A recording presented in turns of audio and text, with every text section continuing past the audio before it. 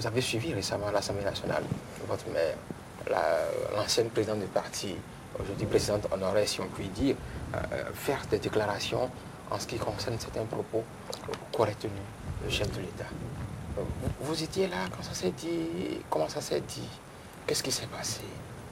Parce qu'on a suivi Mme Roselyne Soglo, je crois le surlendemain à l'hémicycle, dire et répéter, confirmer qu'elle a vraiment dit ça. Que le chef de l'État a vraiment tenu ses propos. Qu'est-ce qui a été dit et dans quelles circonstances? Parce que peut-être les circonstances permettent d'apprécier aussi la teneur des propos. Je n'ai pas de commentaire à faire. Vous ne confirmez pas. Oui, il y a peut-être... vous n'êtes pas obligé de rentrer dans les détails, mais est-ce qu'il y a de quoi s'inquiéter? Je n'ai pas de commentaire à faire. Vraiment. Passons à une autre question, mais je n'ai réellement pas de commentaire à faire. Oui, mais vous savez, il y a votre mère qui a dit que vous étiez là quand ça s'est passé. Alors, ça fait bizarre que quelqu'un qui était là, quand des choses ont été dites, dise qu'il n'a pas de commentaire à faire.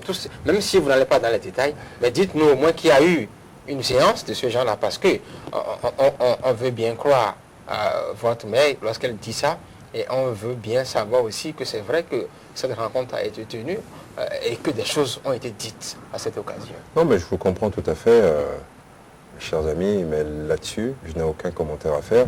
Si maintenant d'autres personnes ont des commentaires à faire sur les propos que l'honorable Roselyne Soglo a tenus, moi je n'ai pas de commentaire à faire. On peut comprendre, on ne veut pas être à votre place, c'est très inconfortable parce qu'il lui fallu désavouer votre propre maman ou livrer votre propre patron. C'est difficile ça, non? Non, il n'y a rien de difficile. Vous savez, je dis souvent à mes amis, et je crois que vous le voyez tous les jours, rien ne me dérange. Je suis bien là où je suis, bien dans mes bottes, bien dans mes baskets, il n'y a pas de problème. Donc quand j'ai pas envie de répondre à une question, je n'y réponds pas. Vous ne le faites pas. Et voilà, donc j'ai pas de commentaire à faire là-dessus.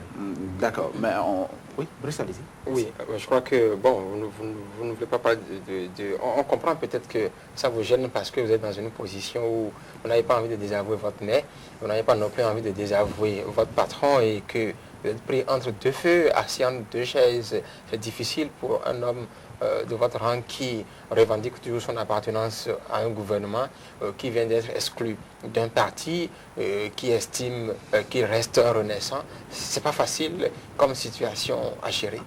Non, tout est facile. Hein. J'ai pas envie de répondre à cette question. Oui, mais pour moi, tout est facile. Est-ce que vous en avez parlé avec Madame la Présidente Roselyne Soglo ou est-ce que le Président Boni Yayi vous a interpellé après la sortie météo violente et tonitruante de la Présidente?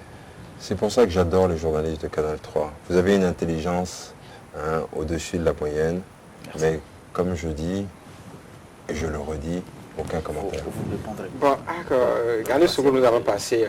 Vers la fin de l'émission, on va revenir un peu sur la politique au Bénin de façon générale. Sophie ne va pas nous faire la loi longtemps, hein. Celui qui dit qu'à votre président, je vais vous dire ce qu'il dit sur vous, les députés, qui va nous cogner dans ma maison, devant moi, chez moi, assis chez moi, devant mon mari. Il m'appelle ma chère maman, il appelle mon mari mon cher papa. Je crois que ce jour-là, il avait totalement perdu le sens. Il ne savait plus où il en était, il avait disjoncté. Il a dit, je vais vous cogner. Il a répété ça 4 fois. Les députés, je vais vous cogner, je vais vous cogner, je vais vous cogner. Il a terminé en disant, je vais mettre le pays à feu et à sang. Je lui ai dit, oui, je le jure sur Dieu. Je n'étais pas seul. Il y avait le ministre d'État parti qui était là. Il y avait le ministre des Finances qui était là. Il y avait mon mari qui était là. Il y avait mon fils Léadi qui était là. Il y avait le ministre Gagné, ou je ne sais pas qu'est-ce qui était arrivé dans cette galère, qui était là lui aussi. Je n'ai pas de commentaire à faire. Ce que j'ai dit, je n'ai fait que répéter des paroles du chef de l'État. Je n'ai pas menti sur son compte. Je ne mens jamais. Le chef de l'État est venu dans ma maison. Le chef de l'État s'est permis de dire qu'il va cogner sur nous, les députés, et qu'il va mettre le pays à feu et à sang. Je trouve que c'est extrêmement dangereux, parce que le chef de l'État, nous l'avons élu. Moi, je l'ai élu allègrement, hein, vous vous rappelez, je lui ai donné les 40% qu'il n'a pas, parce qu'il n'a eu que 35% au premier tour. Mais au second tour, moi et les autres, et quelques autres, nous avons décidé que c'est lui que nous voulons. Et nous l'avons admis à l'approcher. Nous lui avons donné 75% des voix. Et c'est mon droit, parce que je l'ai fait élire, de lui demander des comptes. C'est ça la démocratie. Je n'ai pas de commentaire à faire. Que le ministre gagne, ou je ne sais pas qu'est-ce qu'il a fait dans cette galère.